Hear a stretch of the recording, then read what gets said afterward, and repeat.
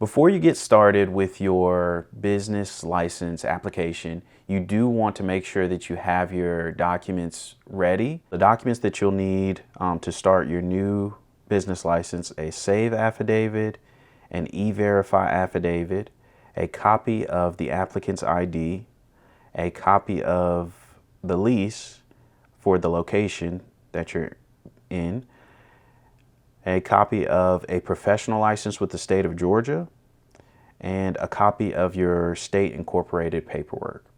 If this is for a renewal, you only need the save affidavit, the e-verify affidavit, a copy of the applicant's ID, and a copy of a professional license with the state of Georgia if you have one. You want to go to our main website, dunwoodyga.gov.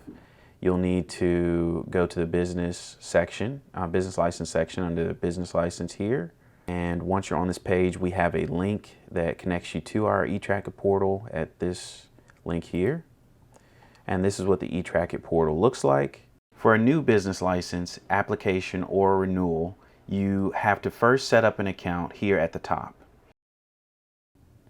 If you click set up an account, you will enter your information here. Please note, all of the information that's starred needs to be entered. If you miss any information and you click create account, it will bring you back to this page and tell you what information is missing. You can skip the license number if you don't already have a license number set for your business license. You need to make sure that you pay attention to your login name and the password. The login name can only be letters and numbers only, as it says here. And the password rules, you have to follow all of the password rules in order for it to accept your password. So all these need to apply. Once your account has been created, you'll receive this notification saying you have successfully created your account, and you'll see that you're logged in as your name. Once you create your account, you'll need to go to your dashboard, and this is where it differs slightly for a new business license or a renewal. For a new business license, select Apply for a new business license. For a renewal, click Link to Licenses and then type in your license number here to link to your account. Once you're linked for the renewal, you'll click the Renew arrow here and it'll start the renewal process. For a new business license application, you'll go here next. You'll have to first select the type of license that you're creating. We're only doing a business license, but you have other options here. So we'll select business license. Once you select your business license, you'll have to select which subtype your business license is, one of these. You may not know your tax class immediately, but you may know if you're a nonprofit, disabled veteran, or direct insurance. If you are, you just select one of these options. For the tax class, in order to determine which tax class you are in, you need to come down a little bit further to this section where it says click here to determine your tax class. Once you click that, it'll open up a new spreadsheet that has a list of NAICS codes.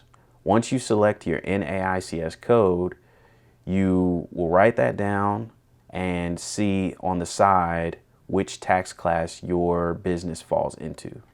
You'll select your tax class and continue through the form. Once you've selected your tax class, you want to enter the name of the licensee for the business. This can be a corporate or company name, but you will type it here. You'll select which role the applicant is. You will type in the name of the business or the DBA.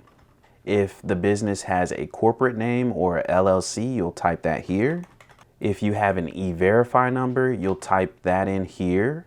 If your business has less than 10 employees, then you do not have to have an e-verify number, and you'll type NA instead. Next, you'll select whether it's a corporation, partnership, LLC, etc. In the exempt section, you'll select yes or no based on the citizenship of the applicant that's applying. If you are a citizen, you'll select yes, and if you're not a citizen, you'll select no. Next, you'll select whether this is a new license, a new licensee, or a new ownership, etc. And if you're purchasing an existing business, then you will select yes here. Otherwise, you'll select no. The information that you'll enter in next is the NAICS code that you selected before. It should match what you selected in what you selected when you clicked here to determine your tax class. If your NAICS code does not show up in this drop-down, which is just common NAICS codes, you'll just select other and you'll type in the code here. For the business tax class, once again, you'll select which tax class your NAICS code falls under. Make sure that that matches what you've selected up here. As a side note, for renewal licenses, the only difference is that you do not have to complete this license information. This is only for new business licenses. So when you renew, you'll start from this section and move down. The effective date will be the date that your business is set to open, or if it's a renewal, it will be today's date, the date that you're applying for the renewal. There is an option to select from a calendar, so you can just use that as well. The business type drop down, you will select whether you are commercial, if you're operating out of a commercial business, a home occupation if you're operating out of your home, an out-of-town contractor, out-of-town wholesaler, etc., depending on what kind of business that you have. For your primary business activity description, you simply just need to type out what primary activities your business will be doing. So for example, you can say that you are doing commercial construction. So you need to answer this question, yes or no, about the type of business as well. There's an acknowledgement that you need to read through, and then you can type in your first and last name to confirm your acknowledgement of what you read. So there are a couple of forms that you will need, like I mentioned previously. In order to get those forms, you can download them from the necessary forms section. You do not need to click any of the boxes here. You simply click the link and it will open the form for you to download and fill out and complete. And please note, the form does need to be signed and notarized. We also offer free notary services at City Hall if you would like to come in for that as well. Another thing to know is that both of these documents need to be signed by the same person, and that person is the one who needs to provide a copy of their ID. The pain management form is only needed for businesses that are doing pain management. I'll show you how to upload the forms further down. So you also need to answer this legal question. If you have any questions about how to answer any of the information on your form, you can always call City Hall and we can assist you with that. Next, you'll enter your fee calculation information. In order to determine your fee, we need to know a couple of things. The first thing is the number of employees. Please note the owner counts as an employee, so it has to at least be one. Next, this is where you'll enter your gross receipts. For a new business, you'll need to enter an estimate for how much money you think your business will gross for the entire year that you're starting. And if this is a renewal, you'll look at your previous year and see how much revenue your company brought in and enter that information here. So this section is only for businesses that had selected the practitioner option. Practitioner is someone such as a doctor, a lawyer, a dentist, etc., who has a professional license with the state of Georgia and provides those kinds of services. Not every business will qualify as a practitioner, and if you're not qualified, you simply put 0 here.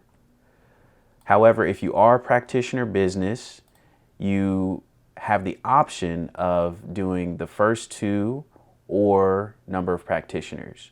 If you choose to do practitioners, you do not need to put information in the top. You simply put 0. This section is only for direct insurance businesses, which you would have selected from the subtype section here.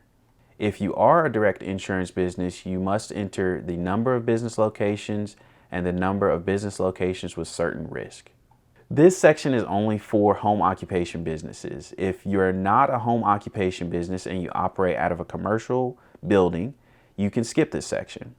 If you are a home occupation business, you can click the drop down to answer these two questions. These questions ask about a type B business.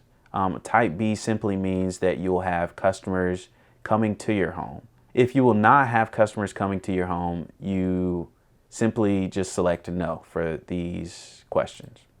You can click here for additional information about home occupation businesses. If you click this section, it will open a link for an acknowledgement that you need to read through. Once you've read through the acknowledgement, type your name here to confirm the acknowledgement.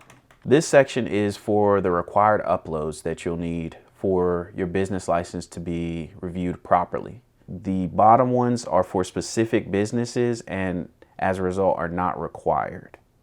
So you can select multiple documents and attach them all at once for ease of use.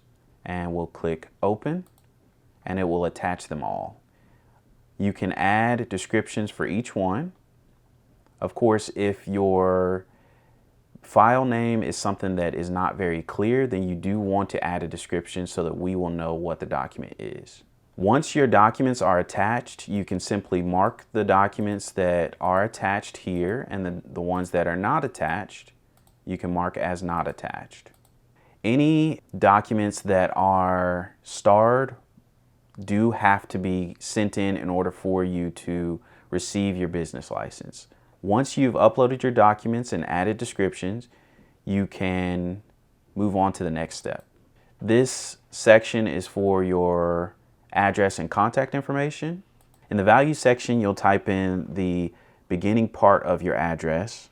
Once you have the beginning part entered, you'll click search for it to search our database.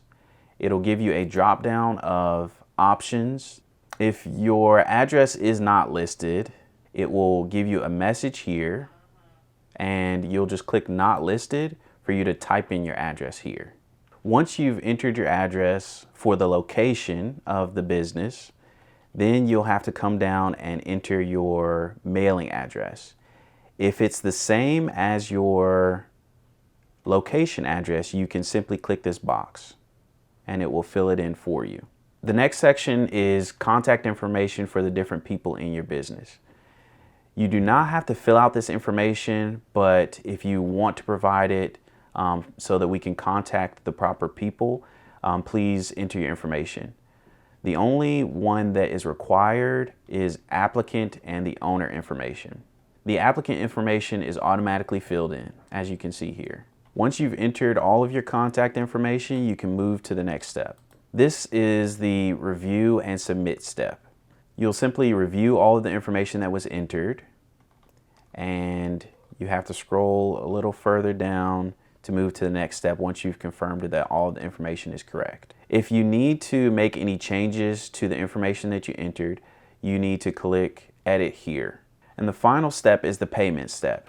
Please be aware that you cannot complete your account creation or the application process until the payment is complete. The fees will be calculated based on the information that you entered in the first step, and you'll see the amount here.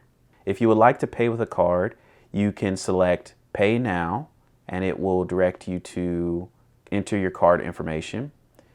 However, there is a processing fee for paying with a card. If you would like to avoid the processing fee, you can select Pay with e-check in order to pay with your bank account information instead. It's possible that some of the information that was entered into the application was not correct. When we do the review, we may determine that more information needs to be provided or additional fees need to be provided. If you receive an email from us and you have any questions, please contact us.